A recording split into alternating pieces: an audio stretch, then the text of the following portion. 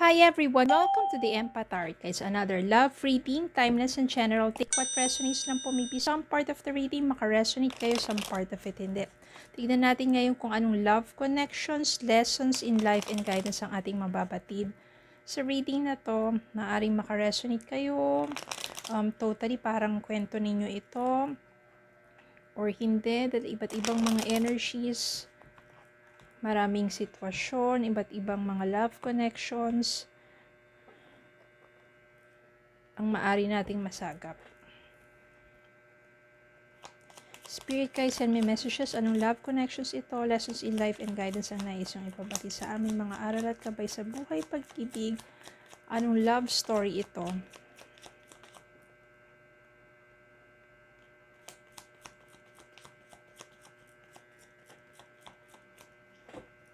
Okay, simulan natin sa mga ito. Sun, Page of Swords, Five of Wands, Seven of Wands, Five of Swords, Two of Wands, Nine of Wands.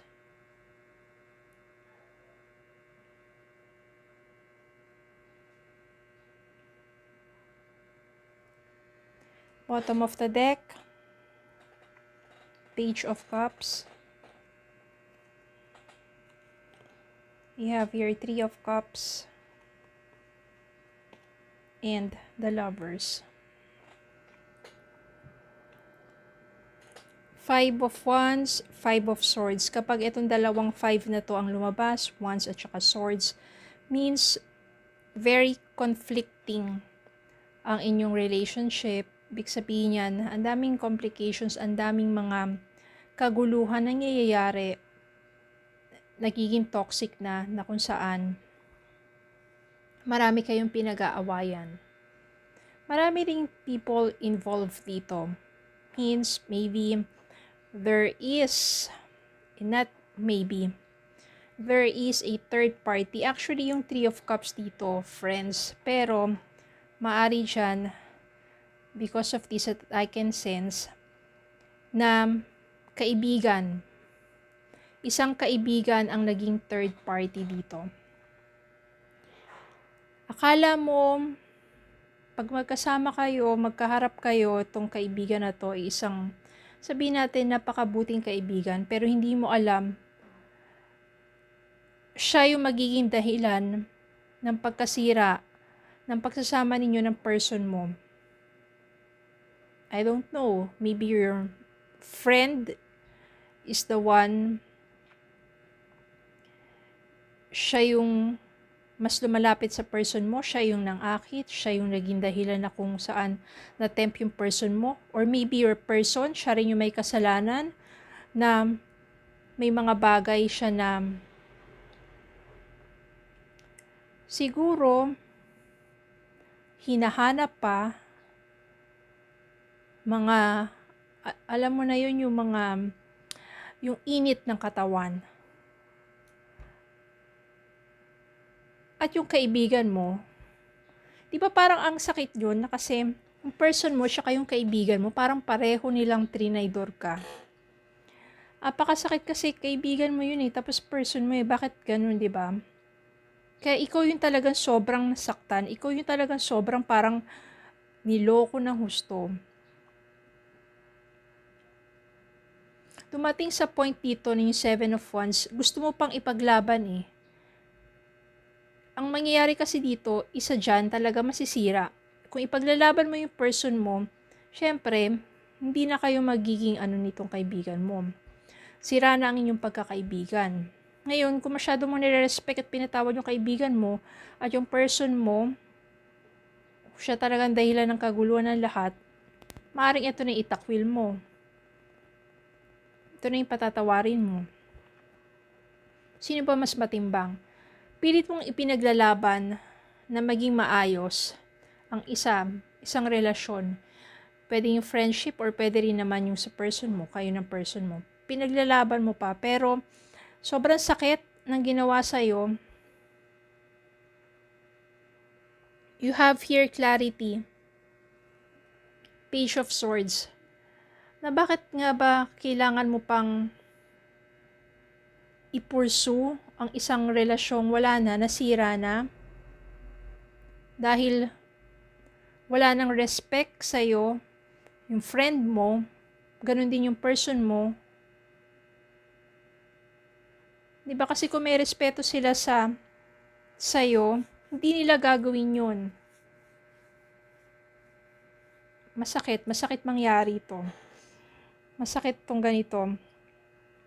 Kaya nagkaroon ka na ng clarity sa mind mo na hindi na, wala ka ng relasyon na ipaglalaban. Kasi sirang-sira na eh. Mas minabuti mo na lang na lumayo na. Bahala na sila kung ano pa man gusto nilang gawin. Pero ikaw, ilalayo mo na yung sarili mo sa kanila. Sobrang sakit eh.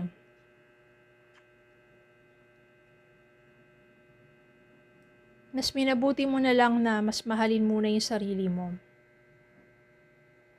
Sobrang wasak na wasak ka eh. Dahil dalawang relasyon ang nasira. Doon sa kaibigan mo, saka doon sa person mo.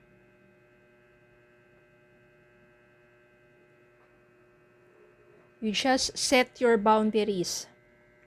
Ibig sabihin yan, hindi mo sila basta-basta papapasukin muli sa buhay mo. Kung darating yung panahon that they ask forgiveness, maybe kapag ready ka na just to forgive them, but you won't allow na muli silang bumalik sa buhay mo at muli kang guluhin. You set your boundaries. Alam mo na sa sarili mo yung mga bagay that you can allow and you won't allow to treat you. You won't allow na gawin nila sa'yo. Wala eh, niloko ka nila eh. Gini-AGO ka nila. Kaya siguro, mas nagplano ka na lang.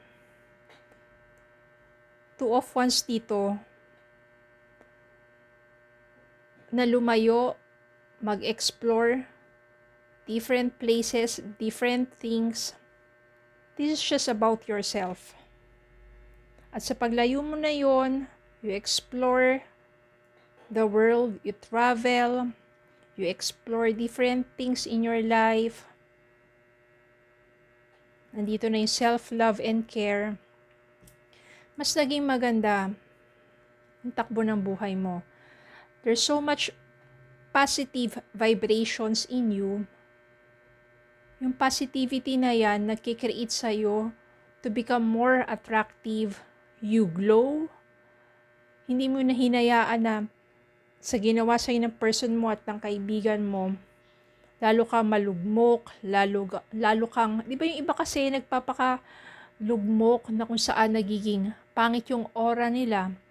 Di ba? Parang pagka nakita ka ng ibang tao, ang lungkot-lungkot, ang pangit na dating ng aura mo, nakakanega yung vibes. But hindi. Mas ang ginawa mo, yung revenge na ginawa mo sa kanila, is nagsumikap ka, you continue to live yourself, exploring different things, places. Mas na-discover mo yung happiness within you. And you glow, you flourish, you become more attractive, napaka-positive ng aura mo. At dahil doon, mimit mo somewhere yung masasabi mong soulmate mo. By exploring, by traveling, mamimit mo yung soulmate mo. That you have the same passion. Mafe-feel mo na parang pag nagkikwentuhan kayo, ang dami ninyong mga similarities, ang dami ninyong mga bagay na parehong gustong gawin. Ace of Pentacles, the Fool, Knight of Cups. Etong lovers na to, itong soulmate na to, it will create new opportunity for love. And this kind of love is just yung masasabi mong stable, committed relationship. Yung the Fool dito means you are ready to take the risk to love again because you can feel that this person is sincere with his feelings for you. Soulmate. Sincere siya. And you are ready to take the risk to love and be loved again. Oo, nasaktan ka sa nakaraan. Pero hindi ka nabuhay dun sa nakaraan. Pagkos sa present, pinagbuti mo yung sarili mo, at in the future that you will be meeting this soulmate, you are ready enough to love and be loved. And that makes you more stronger. That makes you more attractive. Grabe yung sakit nyo, no? Pero yung sakit na yon turns out for you to become more braver, courageous in love.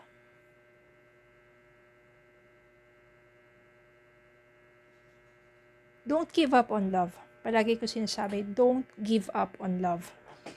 Kasi who knows, may mga taong nagdaraan lang sa buhay mo to give you lessons in life, to make you stronger.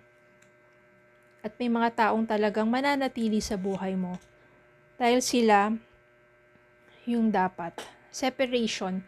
Time apart from your partner is on the horizon. Separation. Maybe this is the separation from this person who betrayed you. Redirect your thoughts. Focus on what you want to attract in this relationship, not on what you fear will happen. So, redirect your thoughts. Ibig sabihin your positivity. That you will attract a relationship na hindi na ulit mangyayari pa kung ano yung ginawa sa'yo. Free yourself. You don't need to be in control of everything for a love relationship to be successful. Just free yourself.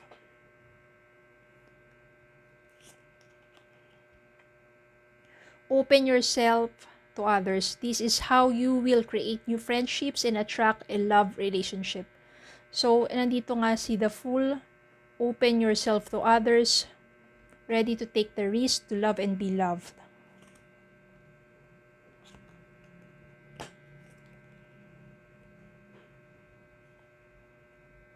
Deepening.